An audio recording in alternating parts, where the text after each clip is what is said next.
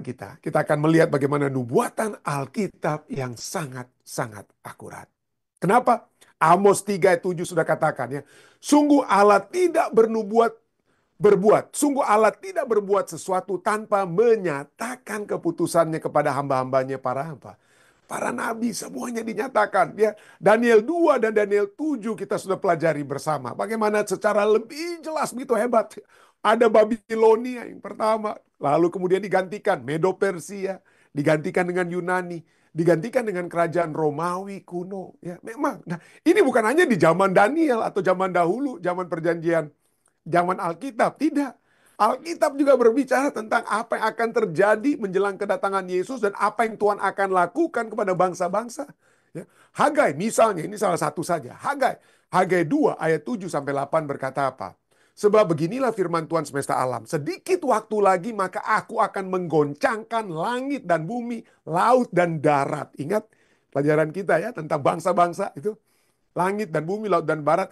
Aku akan menggoncangkan segala bangsa. Tuhan akan apa? Menggoncangkan segala bangsa. Ya. Tadinya ada yang baik, tadinya bangsa yang keluar dari bumi, permoholannya baik ya. Seperti bumi ya, seperti pelajaran kita berapa hari lalu katakan, bumi adalah tempat yang stabil, yang didirikan atas pemerintahan Tuhan. Seringkali orang Israel itu disebutkan seperti berada dari bumi, sedangkan orang-orang kafir dari laut ya. Kenapa? Karena bumi itu tempat yang didirikan atas pemerintahan Tuhan. Sedangkan laut adalah kekacauan bangsa-bangsa yang tidak stabil yang dibangun atas kesombongan manusia. Ya. Satu-satunya malaikat ya bicara. Jadi malaikat ini sedang berbicara, yang berbicara dalam pelajaran kita tadi di Wahyu 10 ayat 1 sampai 11. Dia kakinya satu di mana? Satu berada di laut dan satu lainnya di mana? Di bumi, yang membawakan pekabaran nubuatan.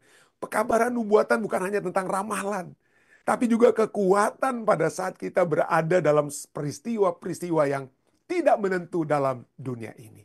Nah, menjadi sambungan pembahasan kita tadi malam ya. Ya, menjadi satu pertanyaan bagi kita semua. Jika Alkitab menuliskan tentang Babilonia, tentang Medo Persia, tentang Yunani dan Romawi kuno dalam Daniel 2 dan 7, dapatkah Amerika Serikat, negara paling kuat dan berpengaruh di dunia pada saat ini, memainkan peran penting dalam peristiwa-peristiwa mengejutkan terakhir dari sejarah dunia? Itu kan pertanyaan yang perlu kita tanyakan ya. Kalau negara lain, Indonesia mungkin enggak ya. Negara lain, Indonesia, Filipina, mungkin ya kita belum terlalu besar ya. Tapi ini Amerika Serikat nih, saudara. Tapi tentu saja saya harus tekankan, nama Amerika Serikat itu tidak ada di dalam Alkitab. Oh, Ethiopia ada, Mesir ada, Babilonia ada ya. Amerika Serikat itu tidak ada disebutkan di dalam Alkitab. Tetapi nubuatan simbolis yang merujuk kepada akhir sejarah dunia ini, walaupun tidak ada namanya tertulis ya. Dan kekuasaan lainnya, kekuasaan dari binatang yang keluar dari dalam laut tidak ditulis. Kenapa kalau itu dituliskan jelas-jelas mungkin, waduh bisa rame lah istilahnya. Atau orang-orang mungkin tidak memiliki satu pemahaman yang sebenarnya, karena kalau semuanya seperti Yesus Kristus pada saat dia membawakan segala sesuatu dengan perumpamaan, itu bukan supaya dia bikin susah orang, tapi kenapa? Supaya orang yang mau memahami, orang-orang yang betul-betul ingin mencari tahu akan mendapatkan. Sedangkan orang-orang yang cuma mau cari-cari salah dan bikin kacau, mereka juga apa? Tidak dapat memahami dengan apa? Sepenuhnya. Demikianlah juga dengan simbol-simbol yang seringkali tersembunyi. Termasuk dengan binatang yang tadi malam kita pelajari. Keluar dari dalam bumi, dan binatang yang sebelumnya keluar dari dalam apa? Laut. Tidak disebutkan secara letterlock, secara langsung ya. Tapi semuanya dapat kita lihat karakteristiknya merujuk kepada nama-nama negara, bangsa-bangsa ataupun kekuasaan-kekuasaan seperti Amerika Serikat ya. Tidak heran penulis Kristen pun bukan penulis Advent ya, bahkan terus terang saja dia Tim LaHaye, Dr. Tim LaHaye ini seringkali kita tidak suka karena bukan kita tidak suka, tapi poinnya adalah dia membajak ajaran-ajarannya yang tidak tepat ya secara alkitabiah ya. Tapi minimal ini yang dia katakan ya, dia katakan tentang Amerika Serikat, dikatakan apa? Salah satu hal tersulit yang harus diterima oleh para pelajar nubuatan Amerika adalah bahwa Amerika Serikat tidak disebutkan dengan jelas dalam nubuatan Alkitab, namun negara kita adalah satu-satunya negara adik kuasa di dunia saat ini. Jadi Alkitab bagi ini artinya dengan kata lain apa yang dikatakan oleh Tim LaHaye ini Kalaupun Alkitab bicara tentang bangsa-bangsa lain, Alkitab bicara tentang seperti saya katakan tadi, Mesir, Babilonia. Kenapa Amerika yang penting sekali untuk sejarah dunia ini tidak termasuk, tidak dimasukkan namanya ya dalam nubuatan-nubuatan. Nah, sekali seperti saya sudah katakan tadi ya, walaupun itu tidak secara langsung ya supaya kita memang betul-betul ingin mempelajari, dapat menyelidikinya dengan bantuan Roh Kudus. Ya, sengaja disimpan seperti Daniel dikatakan meteraikan ya, artinya belum dapat dimengerti. Hanya dapat dimengerti kalau sudah dibuka oleh malaikat yang di Wahyu Fatsal 10. Artinya kalau ada pemahaman yang ingin betul diperoleh, maka itu dapat diperoleh. Tapi inilah ya, walaupun Amerika tidak disebutkan banyak banyak penulis-penulis Alkitab bahkan seperti Tim LaHaye atau buku-buku ini bukan buku-buku orang Advent, saudara, bukan. Bukan buku-buku orang Advent. Begitu banyak buku-buku yang berbahas tentang apa? Tentang Amerika Serikat dalam nubuatan apa? Alkitab. Kenapa? Karena tidak mungkin negara terakhir yang berkuasa ya dengan kata lain menjelang kedatangan Yesus yang kedua kali. Salah satu negara yang berkuasa, bangsa yang berkuasa. Tidak ada apa? Tidak ada rujukannya dalam Alkitab. Ya. Dan menjadi pertanyaan yang lebih daripada itu. Pertanyaan yang lebih yang harus kita tanyakan adalah, dapatkah Amerika Serikat, pemimpin demokrasi dunia, pemimpin demokrasi, dialah yang menyebarkan demokrasi dunia ke segala bangsa ya, Arab Spring yang menyebabkan pergantian pemerintahan di dunia-dunia Arab dan lain sebagainya ya. Itu oleh sebab Amerika yang ingin memajukan demokrasi di setiap negara. Tapi pertanyaannya, dapatkah Amerika Serikat, pemimpin demokrasi dunia, meninggalkan nilai-nilai demokratiknya? Kalau kita lihat, ya, pelajaran kita tadi malam, ya. Dan kita akan kembali melihat bagaimana Wahyu 13 ayat 11 sudah katakan, aku melihat seekor binatang lain keluar dari dalam bumi, bertanduk dua sama seperti anak domba. Tapi kemudian apa? Ia berbicara seperti seekor naga. Ya, seperti seekor naga yang tidak sesuai tentunya dengan kehendak Tuhan. Dan kalau kita baca seterusnya, Wahyu 13 ayat 12. Dan seluruh kuasa binatang yang pertama, binatang yang keluar, kalau Anda baca dari Wahyu 13, binatang yang keluar dari dalam laut ya, seluruh kuasa binatang yang pertama dijalankan di depan matanya, ia menyebabkan binatang yang keluar Amerika Serikat ini ya, menyebabkan seluruh bumi dan semua penghuninya menyembah binatang yang pertama yang luka parahnya telah apa? Telah sembuh. Ia telah sembuh ya. Jadi ia, ayat 14. Ia menyesatkan mereka yang diam di bumi dengan tanda-tanda yang telah diberikan kepadanya untuk dilakukannya di depan mata binatang itu. Dan ia menyuruh mereka yang Amerika Serikat dengan kata lain, kalau kita langsung lompat ya, walaupun namanya tidak disebutkan di sini ya. Dan Amerika Serikat boleh dikatakan menyuruh mereka yang diam di bumi supaya mereka mendirikan patung untuk menghormati binatang yang luka oleh pedang, namun yang tetap hidup itu ya. Namun tetap hidup itu. Dan kepadanya diberikan kuasa untuk memberikan nyawa kepada binatang itu. Sehingga patung binatang itu berbicara juga dan bertindak begitu rupa. Sehingga semua orang yang tidak menyembah patung binatang itu dibunuh. Wah, apa ini maksudnya nih? Ada patung, ya, harus ada penyembahan yang universal. Kalau tidak menyembah kita akan dibunuh, ya. Ini kalau kita pelajari semua ini secara alkitabiah, jangan langsung lompat ke koran ya.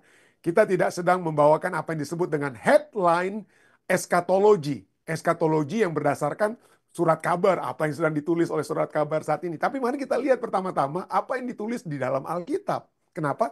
Karena di dalam Alkitab sudah sangat jelas. Masa lalu adalah permulaan. Tadi malam ada Bapak Richard Rumagit ya, saya lihat ada pertanyaannya, apakah nubuatan-nubuatan itu sudah pengulangan kembali? Ya, betul ya. Nubuatan-nubuatan itu Pak Richard ya, adalah pengulangan yang lebih hebat terjadinya, yang akan lebih hebat terjadinya ya.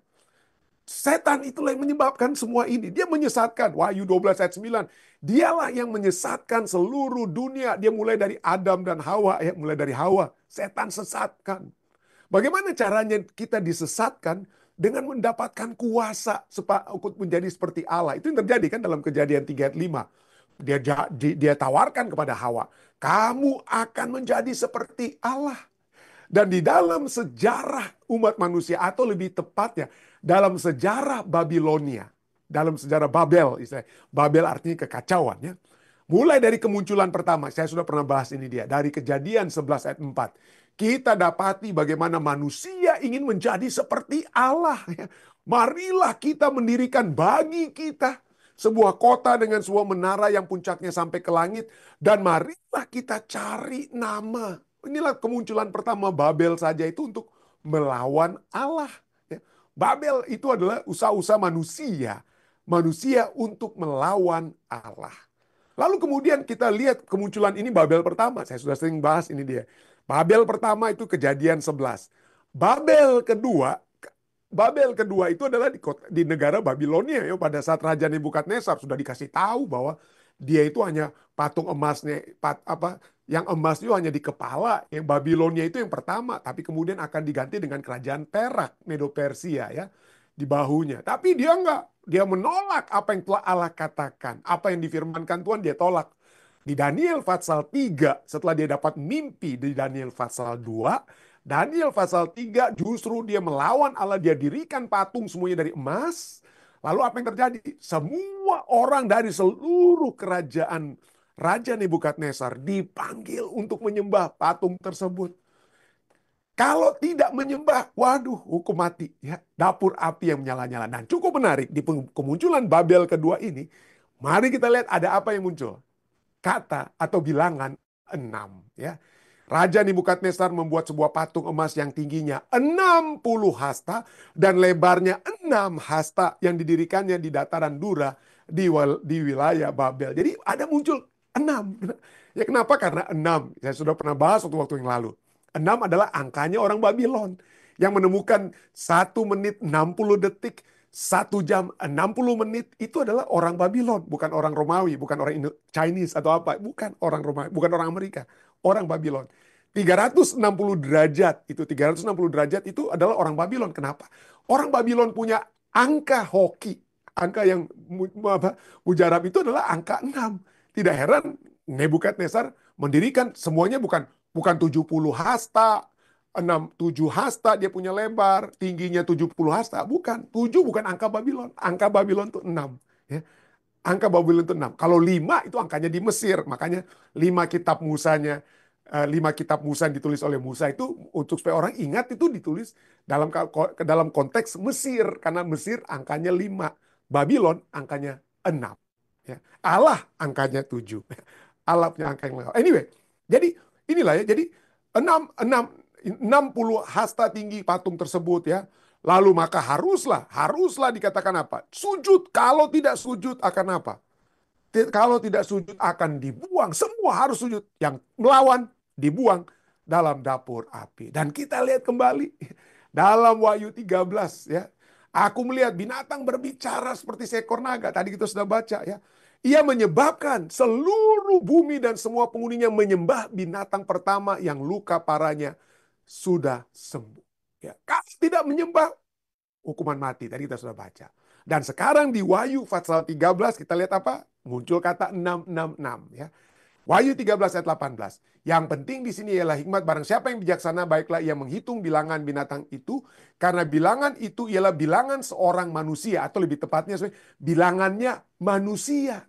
Kenapa manusia? Karena manusia kan 6 kan? Artinya kenapa? Kenapa 6 manusia? Bukan kan tadi pendeta bilang Babylon tuh. Manusia juga mulai angka 6 itu untuk manusia. Kenapa? Karena manusia diciptakan pada hari ke-6. Ya, manusia dalam minggu penciptaan.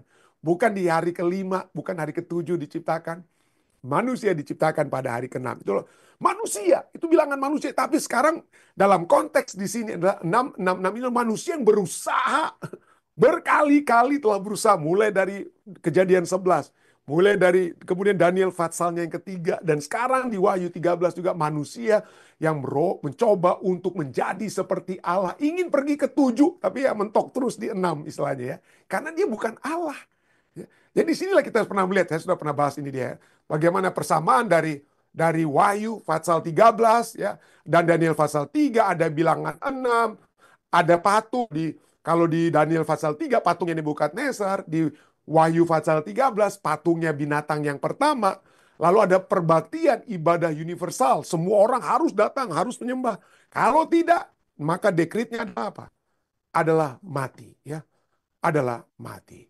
Jadi inilah binatang yang keluar dari dalam laut, yang disokong oleh binatang yang keluar dari dalam bumi, yang memiliki kekuatan. Misalnya binatang yang keluar dari dalam laut itu apa dikatakan? Wahyu 13 ayat 4 ya. Dan mereka menyembah binatang itu sambil berkata, siapakah yang dapat seperti binatang ini dan siapakah yang dapat berperang melawan dia? Dia memiliki apa? Kekuasaan. Artinya kalau kamu tidak sesuai dengan kami, kalau kamu tidak menyembah seperti yang penyembahan kami, maka kami dapat membinasakan kalian dalam peperangan. Jadi itu juga akan menjadi bagian dan di masa depan sekalipun ya. Perbaktian itu akan berpusat apa kehidupan umat manusia itu akan berpusat siapa yang akan kita sembah. Siapa yang akan kita sembah? Kalau tidak, sejarah telah membuktikan selama 42 42 nubuatan ya, nubuatan 42 minggu, 1260 hari atau 1260 tahun, kita lihat bagaimana gereja di abad pertengahan telah menjadi gereja yang berkuasa. Kalau orang berani menentang ideologi gereja, maka kita sudah pelajari itu lalu, maka terjadilah penganiayaan yang telah terjadi.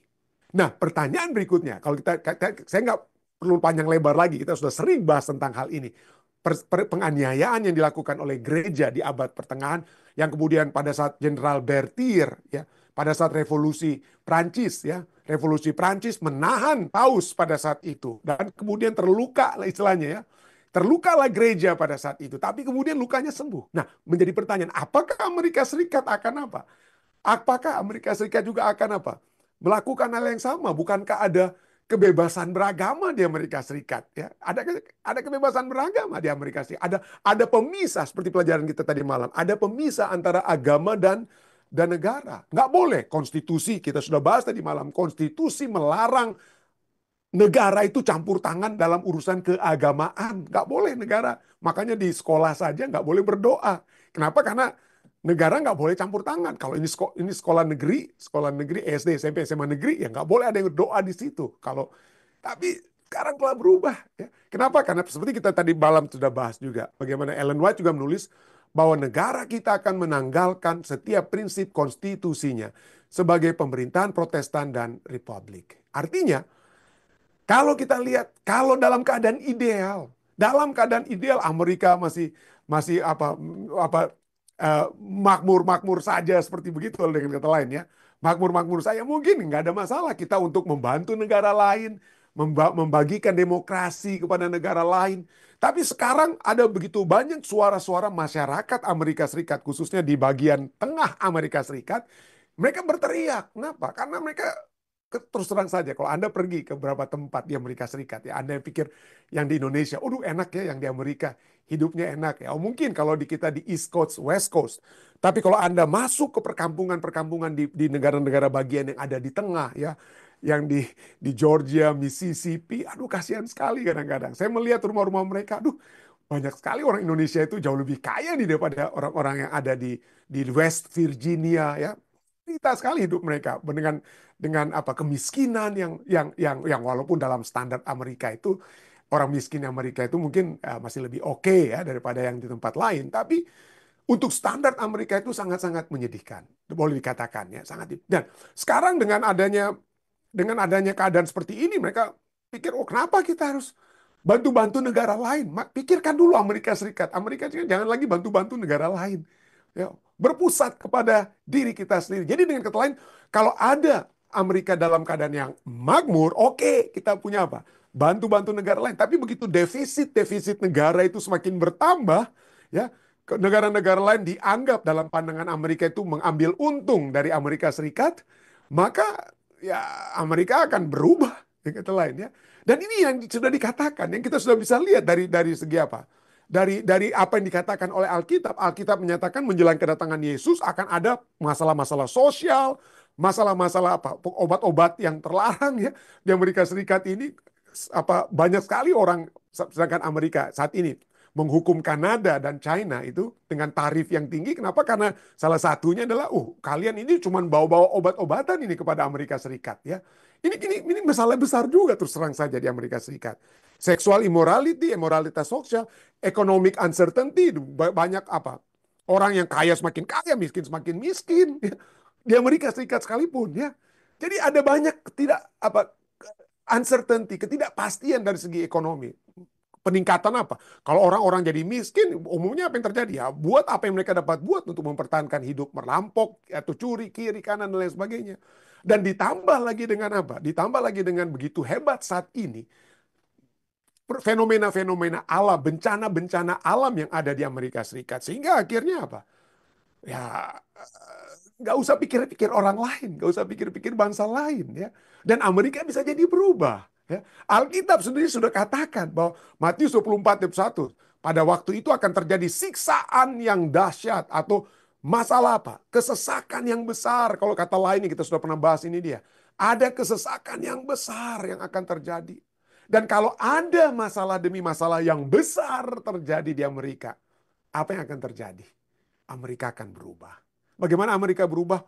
Hukum-hukumnya dapat berubah. Hukum-hukum yang mempertahankan kebebasan beragama, kebebasan untuk apa? Mempraktekkan agama kita itu dapat menjadi apa? Menjadi dihilangkan, dapat jadi dihilangkan. Dalam satu buku, Michael Barkun, dia tuliskan ya, bahwa bencana akan menciptakan kondisi yang secara khusus, bencana akan menghasilkan apa? Kondisi yang secara khusus disesuaikan dengan perubahan yang cepat dari sistem-sistem kepercayaan. Kita tadinya berpikir, wah yang penting kebebasan, hak asasi manusia. Tapi di tengah bencana, siapa yang mau pikir hak asasi manusia? Ya, negara dapat berkata, ini yang terbaik. Ya, ini yang dapat terbaik. Ya, makanya ada deklarasi apa misalnya martial law. Ya, kalau negara dalam keadaan kacau, Indonesia dalam keadaan, maka ada martial law, hukum apa? Hukum marsial yang akan ditetapkan oleh pemerintah. Sehingga kebebasan-kebebasan misalnya untuk keluar malam dulu di atas jam 8 atau untuk berdemonstrasi itu dihilangkan oleh pemerintah ya. Kenapa? Karena ada satu situasi yang apa bergejolak ya, dapat dikeluarkan martial law, hukum marsial ya. Jadi bencana dapat menciptakan hal tersebut ya, perubahan yang cepat dari sistem-sistem kepercayaan. Bencana menghasilkan pertanyaan, ada kecemasan, ada sugestibilitas ya yang diperlukan untuk sistem kepercayaan itu berubah. Dan hanya setelah itu terjadi, orang bergerak untuk meninggalkan nilai-nilai masa lalu. Jadi kalau ada bencana demi bencana, keadaan demi keadaan, maka orang seperti Amerika sekarang, banyak orang bertanya-tanya kan, kok Amerika kok berubah? Ya kok sekarang justru tidak lagi bersahabat dengan Eropa dan lain sebagainya. Kenapa? Karena masalah demi masalah yang mungkin telah terjadi di Amerika Serikat sehingga nilai-nilai Amerika sebagai pemimpin dunia di masa lalu itu dapat bergeser, saudara. Ya.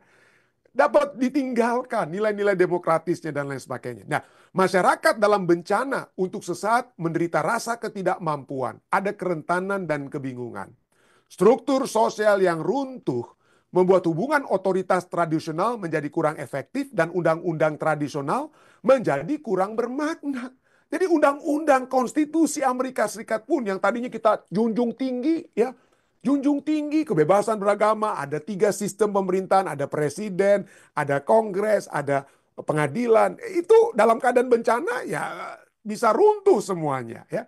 Di Indonesia, di Filipina ya begitu presiden menyatakan martial law, undang-undang menjadi apa?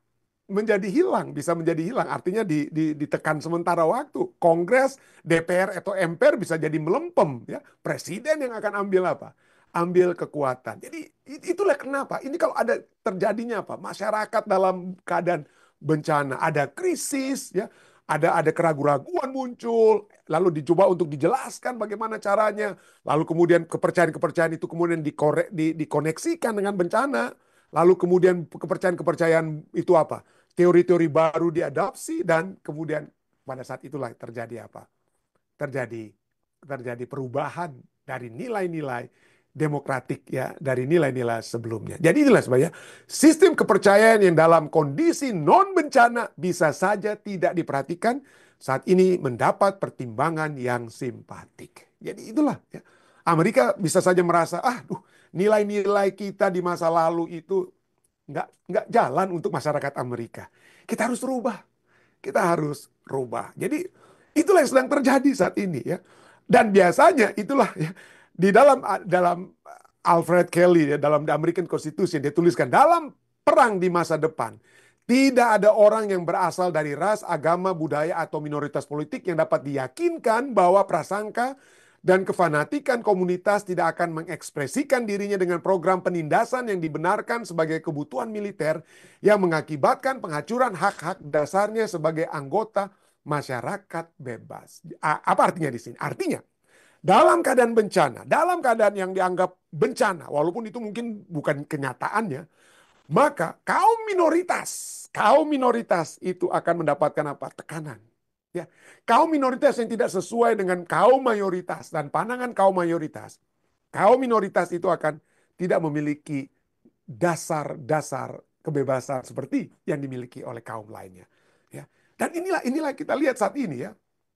Di Amerika Serikat saat ini ada banyak orang yang saat ini mempertanyakan bagaimana dengan hukum? Kan Amerika itu ada hukum ya, ada hukum ya, mana kalau orang segala sesuatunya itu proven apa, kita tidak dinyatakan bersalah until proven guilty, sampai kita dinyatakan apa, bersalah. Dinyatakan bersalahnya itu apa, di pengadilan. Tapi sekarang beda.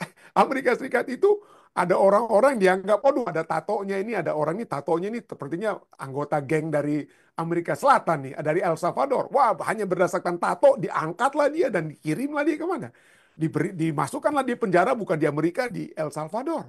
Ya. Dan itu dari segi hukumnya itu tidak boleh terjadi dari segi. Kenapa? Karena untuk melakukan hal tersebut harus ada keputusan pengadilan.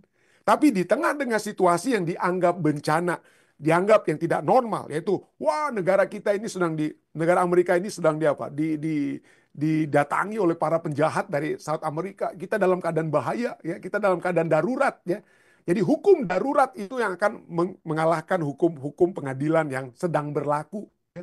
Kenapa? Karena para orang-orang dari El Salvador atau yang bertato-tato ini ya, bahasa yang digunakan pada mereka itu adalah bahasa-bahasa seperti mereka itu adalah orang asing. Artinya mereka itu orang asing, artinya apa? Mereka itu bukan seperti kita. Mereka orang asing. Mereka juga disebut sebagai alien ya. Artinya ini alien ini orang seperti orang dari planet lain gitu ya. Itu harus kita apa? Itu kita harus membenci mereka. Dan sering kali digunakan apa? Dan sering kali digunakan apa? Kalimat apa? Teroris. Mereka itu adalah teroris. Kita harus membenci mereka. Ya. Mereka semua inilah teroris. Lihat tato-tatonya mereka dan lain sebagainya. Jadi inilah kata-kata yang digunakan. Artinya untuk menyatakan bahwa tindakan yang tidak sesuai hukum sekalipun dapat diberikan kepada mereka karena mereka itu bukan seperti kita. Bukan seperti mereka itu orang asing, ya, pendatang asing, teroris dan lain sebagainya. Dan hukum-hukum yang digunakan itu adalah hukum-hukum yang sebenarnya sudah tua, tapi sekarang dihidupkan kembali ya untuk memulangkan ataupun mengirim orang-orang ini pergi keluar Amerika. Digunakanlah hukum-hukum dari tahun 1798 namanya The Alien Enemies Act, ya, The Aliens Enemies Act. Ini pernah dipraktekkan. Kapan ini Alien Enemies Act dipraktekkan? Itu pada saat orang-orang Jepang, pada saat Pearl Harbor diserang oleh Jepang di tahun 1944, maka orang-orang Jepang yang ada di Amerika Serikat dimasukkanlah mereka itu kepada kamp-kamp yang dikhususkan untuk mereka, bukan kamp konsentrasi ya, seperti di Jerman, bukan ya. Tapi dimasukkan orang-orang Jepang ya supaya kalian ini kalau kami tidak masukkan ke kamp-kamp yang dibuat, maka mereka itu bisa saja memihak Jepang yang baru saja menghancurkan apa? Pearl Harbor ya, membom Pearl Harbor. Jadi itu terjadi ya. Jadi ada begitu banyak ya, begitu banyak hal-hal yang dicoba untuk dibangkitkan kembali ya, dibangkitkan kembali di tengah-tengah keadaan apa? Keadaan-keadaan bencana ya. Dan inilah yang dapat terjadi ya. Misalnya tentang hukum hari Minggu itu ya. Itu hukum hari Minggu itu Sunday law itu bukan sesuatu hal yang baru. Saya sudah pernah bahas juga seperti ya. Itu bukan satu hal yang baru. Itu adalah satu hukum yang puluhan tahun lalu itu pernah dilakukan ya. Ya. Dan yang mana pada hari Minggu ya, pada saat itu terjadilah apa ya? Eh, pada tahun 1976. Pada tahun 1976 ada kekurangan minyak di Amerika Serikat ya, kekurangan minyak. Lalu apa yang akibat bencana kurangnya minyak, apa yang terjadi? Mereka katakan apa? Ini rasionalisasi supaya minyak itu tidak terlalu habis-habisan dibeli oleh orang. Apa yang dilakukan? Bahwa semua bisnis termasuk dikatakan all business di dalam artikel ini ya. Semua bisnis-bisnis termasuk pompa-pompa bensin, restoran harus tutup pada hari Minggu. yang harus dilakukan dengan cara apa? Dengan keputusan daripada Kongres, ya. Keputusan daripada harus menjadi undang-undang, menjadi undang-undang. Dan betul, itu telah menjadi undang-undang yang namanya Blue Laws atau Sunday Laws. Ya, Sunday Laws itu namanya. Yaitu didesignasikan bahwa Sunday itu sebagai hari yang dikenal dengan istilah yang saat itu ditulis Sunday itulah hari Minggu, itulah hari Sabat. Ya, Sunday itulah hari Sabat. Dan sampai saat ini di New Jersey kalau Anda pergi, ini saya ambil fotonya, saya ambil foto ini di New Jersey ya, di Costco. Anda tidak boleh membeli minuman keras pada hari Minggu. Pada hari Minggu tidak boleh membeli minuman keras sebelum jam 10 pagi. Kenapa jam 10 pagi? Karena itulah waktu yang harus dikhususkan menurut hukum yang ada di New Jersey, Blue Laws yang masih diterapkan di New Jersey. Itulah saat di mana orang harus berada di gereja pada hari Minggu, ya. Pada hari Minggu. Jadi boleh sesudah apa? Sesudah itu apa? Sesudah itu selesai jam 10 baru orang boleh apa? Baru orang boleh kembali apa? Kembali membeli minuman keras. Tadi malam kita sudah pelajari ya, bahwa salah satu tujuan daripada proyek yang sedang diimplementasikan saat ini, proyek 2025, itu salah satunya adalah apa? Untuk menetapkan hari Minggu itu kembali menjadi hari perhentian, hari Sabat. Anyway, kita tidak perlu apa? Kita tidak perlu khawatir. Kembali kepada Alkitab ya. Ya, kita ya tidak perlu khawatir ya. Banyak banyak akan terjadi ya. Ini slide yang saya pernah tampilkan waktu lalu ya. Tetapi banyak yang akan terjadi di dalam dunia ini. Tetapi dikatakan apa? Tetapi orang yang bertahan sampai pada kesudahannya. Banyak kedurhakaan akan terjadi. Bencana demi bencana. Masalah sosial akan terjadi. Kasih kebanyakan orang akan menjadi dingin. Tetapi orang yang bertahan pada kesudahannya akan apa? Akan selamat. Kita harus bertahan ya. Itulah sebabnya tujuan daripada nubuatan ini untuk apa? Kita sudah bahas waktu lalu, Wahyu 1:3. Berbahagialah ia yang membacakan dan mereka yang mendengarkan kata-kata nubuatan ini, yang menuruti apa yang ada tertulis di dalamnya, sebab waktunya sudah dekat. Semuanya ini memberikan satu keyakinan kepada saya. 12 tahun lalu saya katakan. 12 tahun lalu saya tidak berpikir bagaimana Amerika ini bisa merubah nilai-nilai idealnya. Bagaimana Amerika bisa berkata, well, kita sudah melihat. Saya tidak katakan, oh sudah Yesus sudah mau datang besok atau apa. Tidak. Ya, saya berdoa kalau bisa Yesus datang besok ya. Tapi disinilah saya bisa melihat bagaimana apa yang telah dinyatakan oleh Alkitab, khususnya dalam Wahyu pasal 13. Saya sudah bisa melihat ya. Bukan berdasarkan apa yang terjadi di surat kabar, bukan ya. Tapi apa yang terjadi dalam Alkitab dan perubahan-perubahan hukum. Kalau cuma perubahan surat kabar itu gampang terjadi. Tapi kalau saya sedang melihat kepada hal yang lebih mendasar daripada segala sesuatu, dapatnya terjadinya apa? Perubahan-perubahan hukum ataupun pelanggaran-pelanggaran hukum yang tadinya sudah dibentuk untuk di Amerika Serikat. Tapi dapat kembali apa? Dirubah. Ya, dapat dirubah. Dan ini membawa kita untuk apa? Membawa kita untuk melihat betapa hebatnya Allah kita.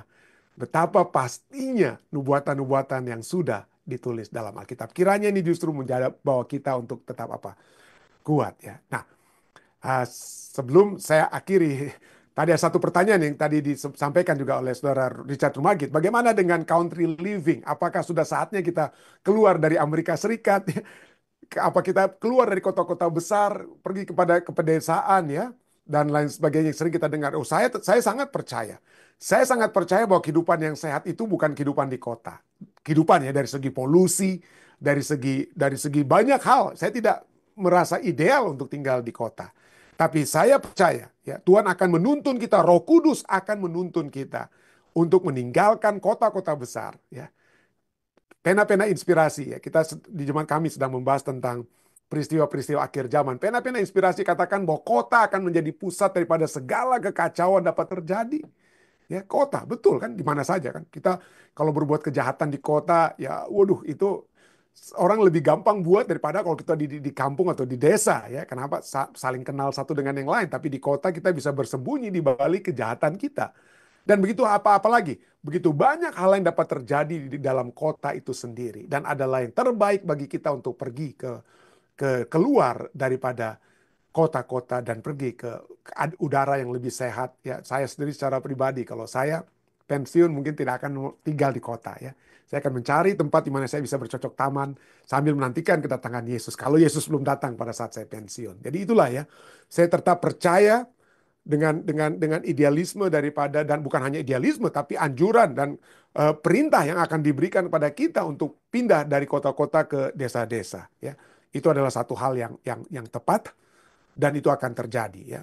Nah, anyway, kita akan bahas mungkin satu waktu secara lebih perinci tentang hal tersebut. Tapi sekali lagi, apa yang sudah ditulis, apa yang sudah dituliskan menjadi satu kekuatan bagi kita karena Tuhan sudah menyatakannya. Saya bawa ini dalam nama Yesus. Amin.